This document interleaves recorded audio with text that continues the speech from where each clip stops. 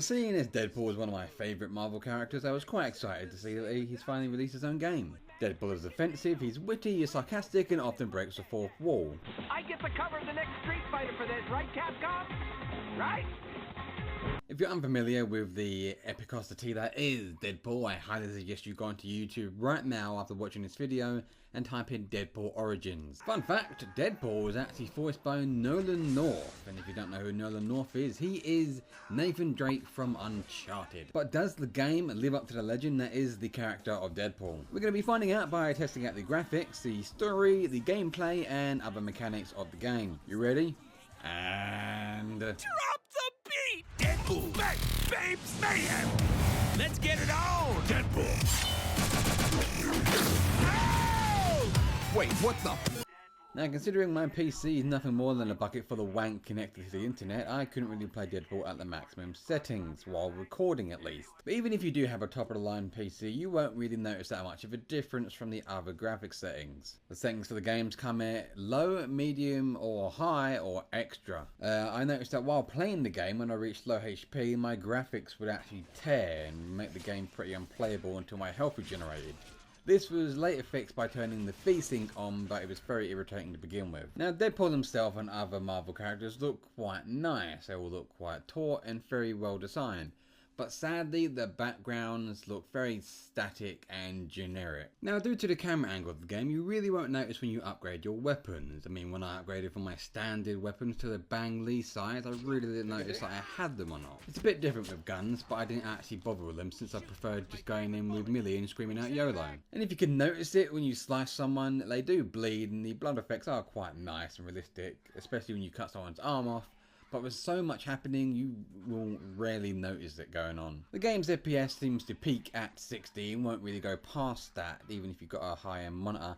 But the strange thing is that during the cutscenes, you can peak at about 120 to 150 FPS. I do feel like they just got on Microsoft Paint, drew some doors and some backgrounds and just threw that into the game, because it doesn't look that great, and to be honest, it's very flat and static. But the character design is all pretty nice, and the backgrounds don't look that bad, and the cutscenes do look really fancy and are quite enjoyable. And for that alone, I want to give it 6 Deadpools out of 10. Now on to the gameplay of Deadpool. It's so boring! It's practically pushing one button harder than when you get into the Pokemon hospital. And while I like to say I was exaggerating in how many buttons I pressed, I'm not. I literally just pressed one button, which was my power attack, 90% of the time. Sure, they try to mix in some helicopter fights and some 2D platforming as a joke, but it just doesn't feel the same, and it becomes very, very boring very quickly. Deadpool himself will even actually say that sometimes the game is cliche. Acknowledging that your game is pretty poor doesn't give you an excuse to make your game pretty poor. Even when switching to the guns, it's not that much different, as it even locks on for you so you don't even have to aim. What I do like is the fact that you can upgrade your weapons and player stats. You kill enemies and then collect DP points, or Deadpool points if you like. You can then spend these points on upgrading your swords, guns, or your actual player stats like your health and damage. I mean, sure, there are times when you might get knocked down to low HP, but just out of combat for 5 seconds and you'll reach back up to full HP again. Even the boss fights are quite boring. I mean, it's just a case of teleporting out of the way of the massive attack that will one-hit you and then counter-attacking to do tons of damage. Do you remember in Pokemon Blue we walked into a Pokemon Center and they spent an hour giving you dialogue when all you want to do was heal your fucking Pokemon? Yes, I know I'm in the Pokemon Center. Just take my goddamn Pikachu! Whoa!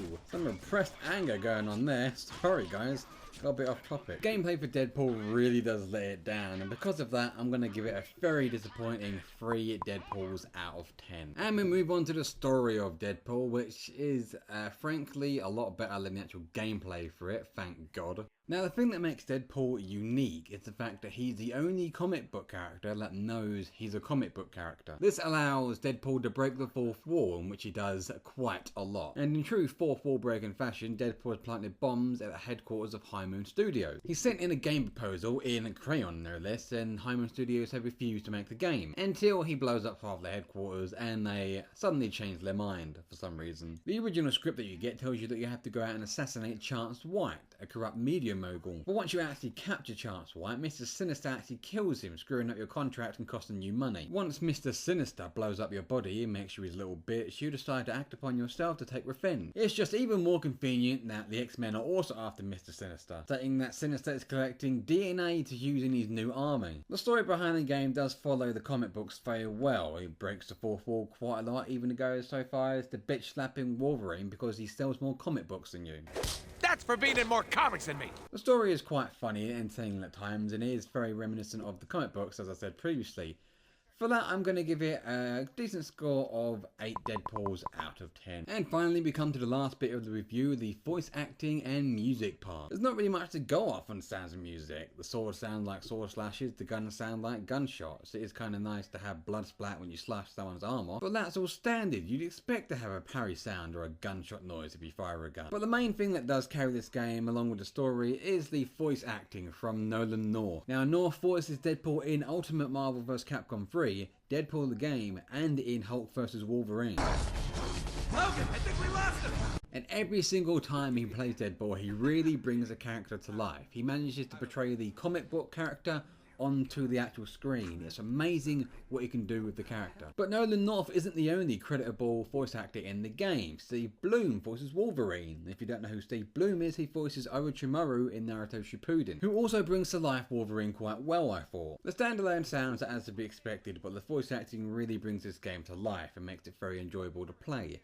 For the fact that they have Nolan North and Steve Blum voicing two of the greatest characters in the Marvel Universe, I want to give this game a straight up 8 Deadpools out of 10. So the final verdict for Deadpool is a 6.5 overall. The graphics look okay, the gameplay is very boring, but the story and voice acting push the game forward in a good direction.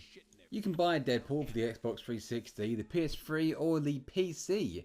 You can find the game on any good retailer, online or in the high street. I wouldn't pay more than £20 for Deadpool though, but considering Deadpool is fresh out on the market, you'll be very hard pressed to find it under £30.